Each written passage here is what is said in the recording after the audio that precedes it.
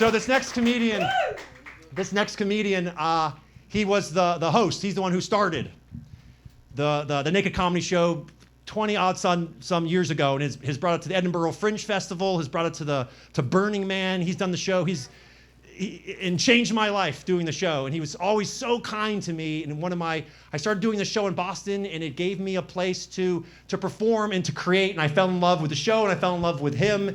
And I was so excited. I'm like, you're in Boston, can you do the show? It's May 18th. Is there any way that you could do the show? I haven't seen you in 4 years since we did the last show, and now you're gonna come back. And he couldn't do it. He's like, no, I'm busy. I have another gig that date. But only like a couple weeks ago, he was like, my shit got canceled. I'm free. And I was like, yes!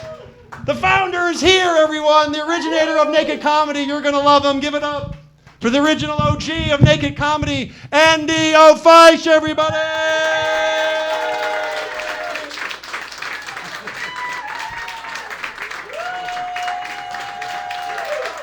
We're back on the stage. We're back. Oh, my God. Thank you all for being here. This is awesome. I'm so glad you're here. Stages are great, and I've learned to appreciate that because we stopped doing this about 4 years ago because something happened. I'm not going to mention it. But yeah, and Ryan was at that last show, March 2020, and the guy who's going on at the end. And it was such a great time. And we've been doing it since 2005. That's a hell of a run. I started in the 90s. Yeah, I went to a personal growth workshop called the Human Awareness Institute. Anyone hear of it? It's been around forever. And I went, and they did entertainment. And it was clothing optional. And it was my first time doing both things. And a woman in her 60s approached me and hugged me, enveloped me in this crazy aunt energy. And said that I made her laugh so hard that a cataracts in her eye disappeared. I gotta start producing this show. I better actually learn how to do some stand-up first. So I did that for a number of years. And then 2005, we actually got a stage to let us put us on. And once a month for quite a while. And I was there when Ryan put his dick in the mic stand. And he got suspended for 3 months at Improv Boston. But the joke was on them. I was only booking Ryan every 3 months. So that served as a reminder to get him back on the show. Otherwise, it might have been longer. But yeah, it's great. And I mean, you know, I took a step back from stages. I still do stand-up comedy. You know, since then, I just do it in like artisanal, small batch. Craft comedy, one-on-one. It's like up-close magic, but with words. Yeah, my usual audience is my nephew. He's 6. He's a smart kid. So if I do any kind of observational humor, it better be on point. He'll know. Like I told him, look, really, a fart is a prayer that your poop makes. And he laughed, you know, because kids love any jokes about spirituality.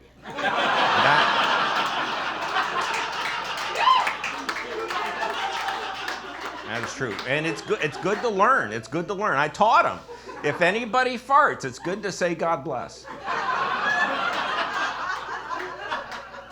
That's important. You gotta teach him young.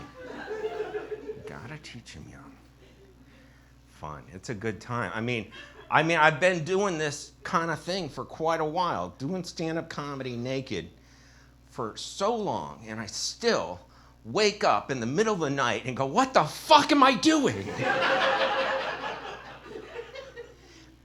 People bought tickets. And this isn't even a skill. It's just poor boundaries.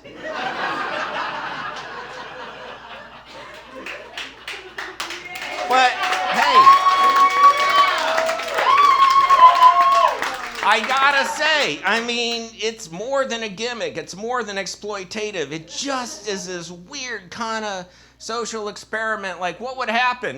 This is what would happen. And it's better than I could have dreamt it. It's better than I could have dreamt it. I just love it, and I'm so thankful that I get to be on stage and do this. And it's just, so I just want to say how much I really appreciate everyone for keeping this happening. Because, I mean, without an audience, I mean, it's, it's back to the one-on-one comedy. But yeah, I love doing it. And people asked me for a long time, they'd ask me, why? Why do you do it? Why, oh, why? And why don't you stop? And other people had said, look, friends of mine had said, look, if you don't mention the size of your penis, the audience will think you don't know.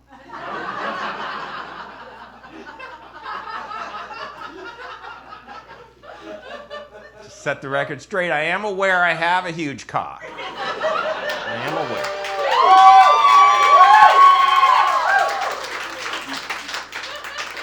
Just seriously, most of it's inside of me.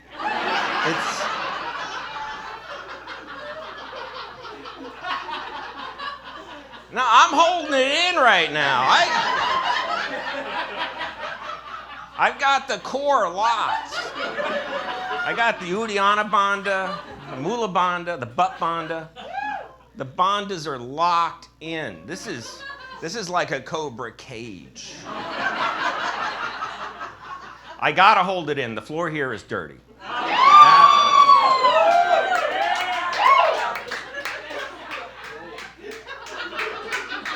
Okay, that's a lie.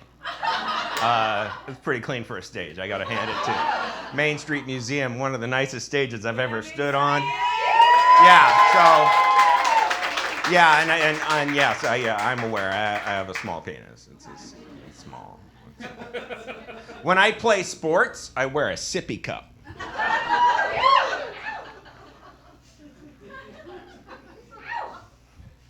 People say, like, man, you gotta have big balls to do that. And I was like, well, it only looks that way relative to the shaft.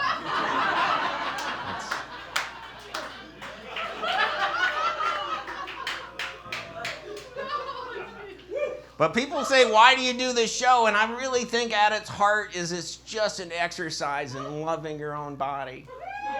Yeah, that's it. That's it. Who doesn't love somebody loving their own body? It's important, I mean, it's what's your criteria, right? Like, some people, it's how sexy they look. Well, my criteria is I know I taste delicious. Women I've been with say I taste a lot like Antonio Banderas. Which is weird, because seeing me naked, some people think I would taste like orange soda.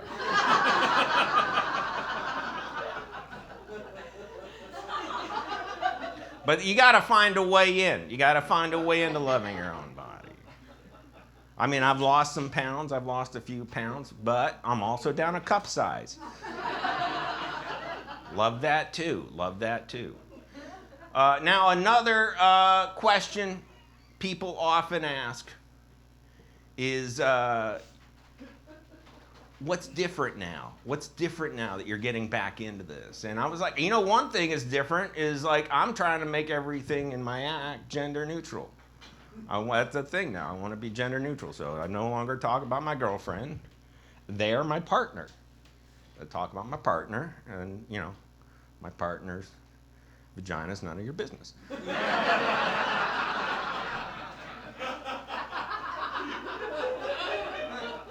And I got out of the habit of saying, hey, bro. Now I go, what's up, sibling? What's up,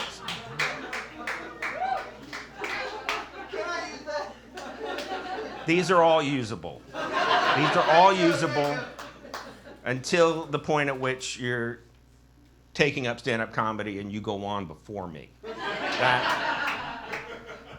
Then we'll have to talk. Also, I changed up my laugh. Instead of saying tee-hee-hee, I go tee-day-day.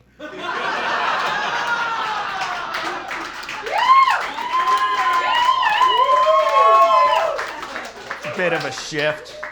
Yeah. Now, I gotta wonder, is it even legal to do stand-up comedy in the nude here? I mean, Vermont, I'm not familiar. I hope it is. It's, yeah, okay, you just be naked. Yeah, fucking Vermont's awesome. You have to. Well, I mean, at some point before you leave your house, most of us are, even if it's at birth. Okay.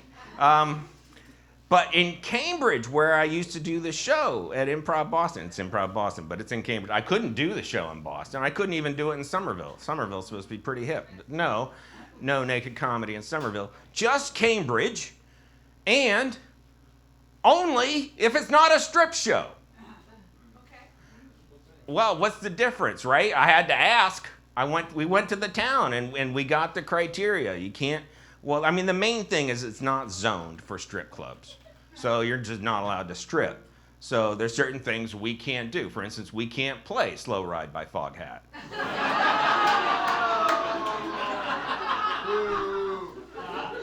We're not allowed to accept tips. You can't tip us in Cambridge for being naked, because apparently that's how they define art. It's art if you're not getting paid. Also, I'm not allowed to do this little number. Can't do that one. Can't do any of the classics like that.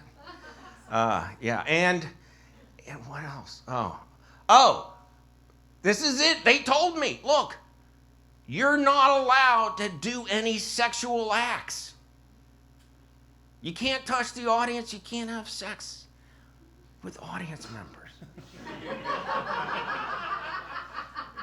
Like during the show.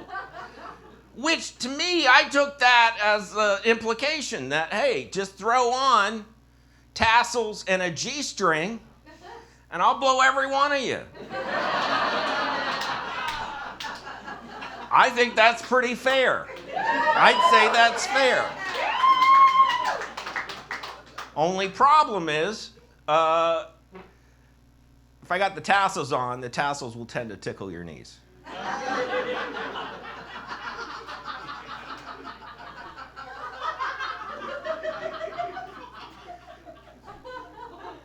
I always liked how there is like a small ratio of the audience that gets the visual.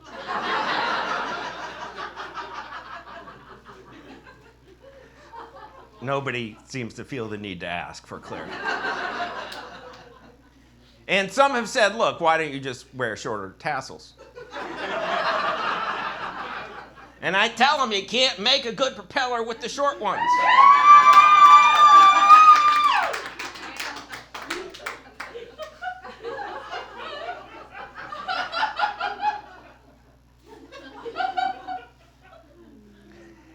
Also, I'm not allowed to do this little number.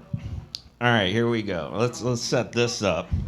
I can't, this is something I'm not allowed to do in the city of Cambridge. I'm doing it because I'm in Vermont. And I'm just gonna put that there.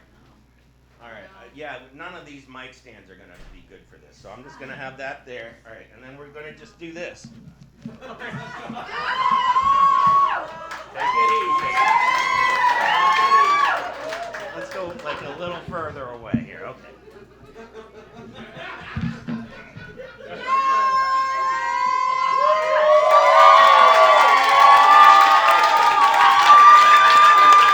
All right, hey,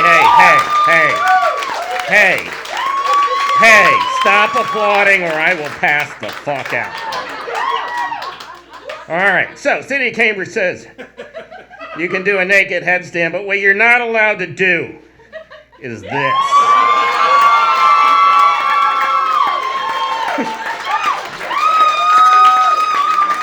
This right here, that's the limit. That's 23 degrees. Right here to here, that's 23 degrees. That's the legal angle of propriety in the city of Cambridge. So, if I bring my legs down, they got to stay together. which sucks.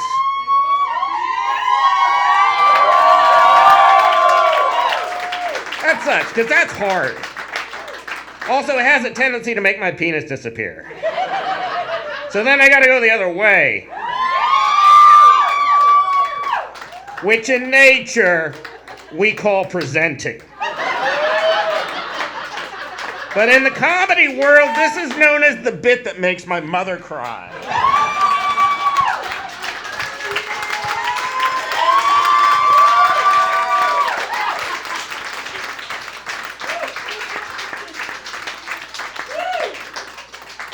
Thank you, Vermont. You are delightful.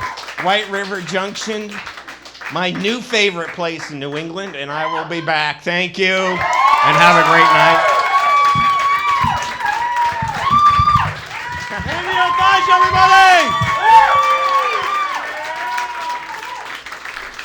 Andy Ofiesh, everybody!